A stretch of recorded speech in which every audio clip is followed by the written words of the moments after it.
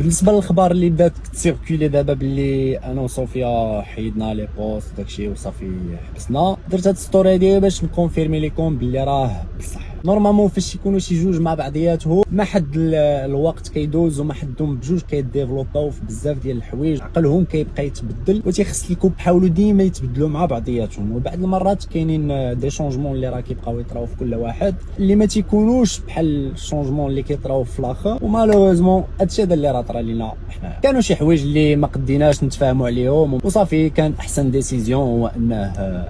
صافي تحبس القضيه هنايا، واخا ما كانتش هذه هي البلان كاع، ما كانتش هذه هي النيه كاع، ما شفت من هذيك البنت غير الخير.